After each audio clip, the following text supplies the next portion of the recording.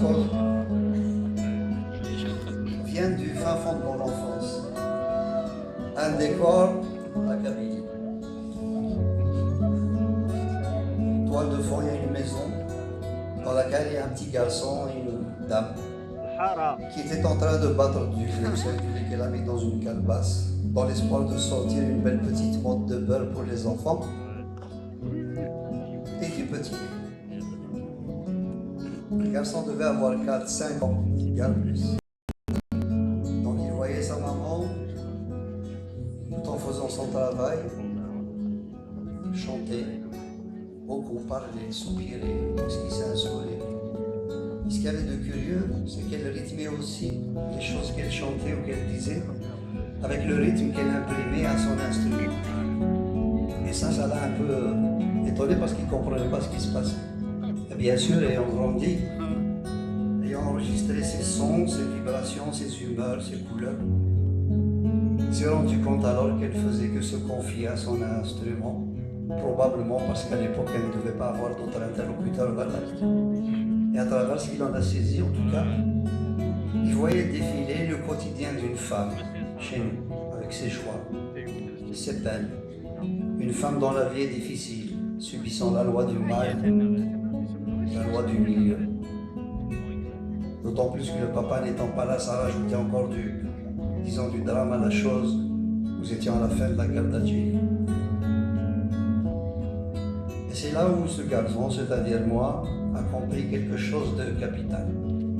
Quand il voit une femme diminuer, il s'est dit que la parité n'est pas pour demain, parce qu'il n'est pas évident d'être une femme, même dans les sociétés à forte modernité, parce que ce n'est pas encore le cas, il ne faut pas se faire d'illusions. Ça viendra, mais on ne sait pas quand. A fortiori quand il s'agit de sociétés à forte tradition comme la nôtre. Et j'en voulais pour l'illustration cette dame qui se trouvait être ma maman. Il a aussi compris une chose, lorsqu'il a fait cette chanson, il savait qu'elle n'était pas que à lui, mais qu'elle nous appartenait tous, vu les relations culturelles, les relations de racines que l'on a avec nos mamans, nos femmes, nos sœurs ou autres. Et à ce titre, j'ai l'habitude de la partager avec vous en communion. Et ce soir, à Montpellier, vous n'allez pas y échapper. Ça fait longtemps que je le fais, mais inlassablement. Essayez d'avoir ce soir, ici, dans votre tête, dans votre âme, dans votre cœur, cette image précise et lumineuse, et claire en tout cas, de celle qui vous a donné la vie, ou tout simplement de celle que vous aimez. Qu'elles soient ou non de ce monde, je pense qu'elles seront jamais aggravées dans nos cœurs, parce que c'est des choses qu'on ne peut pas oublier, ce sont des personnes qui font partie de notre vie. Nous avons le même sang. Si elles ne sont plus là, ma foi, comme dit le poète, réjouissons-nous plutôt de les avoir connues, en pensant à ces moments agréables qu'on a passés ensemble, à ces échanges d'amour, à ces sourires, à ces petits secrets qu'on comprend tous les deux, à ces accords tacites. Et il faut aussi penser à toutes ces larmes qu'on a versées devant nos chartons, vous savez, toutes ces larmes qui proviennent certainement de ces mots qu'on n'a pas su dire ou qu'on n'a pas pu dire au moment où il le fallait. On a peut-être laissé passer le temps. Peut-être que le cœur y était, que la volonté n'était pas au rendez-vous. Et aussi à toutes ces choses qu'on n'a pas su faire ou qu'on n'a pas faites au moment où il le fallait. Mais bon, vous savez bien que dans le cœur d'une maman, il y a plein de recoins. Et dans le recoin, il y a du pardon. Parce qu'une maman ne peut pas ne pas pardonner. Quelles que soient les relations, petites ou grandes, les erreurs petites ou grosses, c'est comme ça. Si elles sont encore là, ben, je vais vous demander de les célébrer encore et encore. Parce que vis-à-vis d'elles, je crois que nous avons tous quelque chose à nous pardonner ou à tout le moins à nous reprocher. Dites pas non tout de suite. Vous savez, nous sommes une petite famille quand même. Qui aura eu parmi nous, disons, l'audace folle d'aller pêcher dans le très fond de leur cœur le moindre de leurs frissons, essayer de comprendre ce qui se passe à l'intérieur.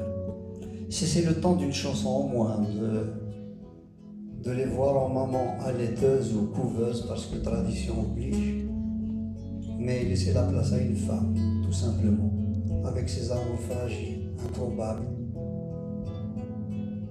avec leurs frissons propres qu'ils ne peuvent pas exprimer parce qu'il se passe des choses à l'extérieur qui les en empêchent.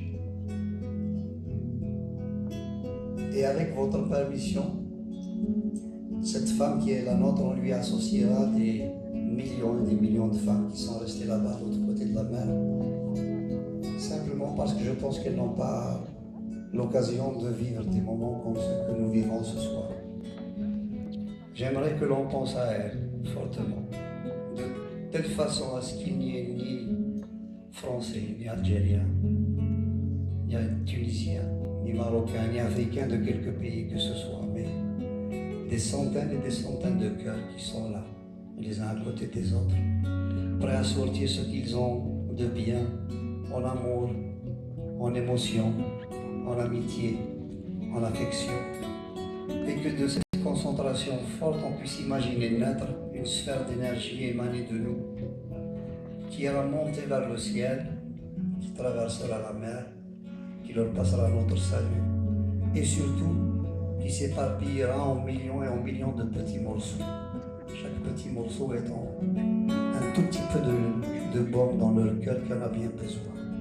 Nous allons le faire, nous allons le réussir tous ensemble, si bien qu'il sera écrit dans le ciel en lettres d'étoiles qu'un soir d'avril, quelques centaines de cœurs étaient là à penser fortement, des fois à des personnes qu'elles ne connaissent pas mais qu'elles aiment profondément. Et puis que de tout ça naîtra, à la lueur d'une étoile, une sorte de diamant pur, ciselé, que l'on appelle la femme, sainte.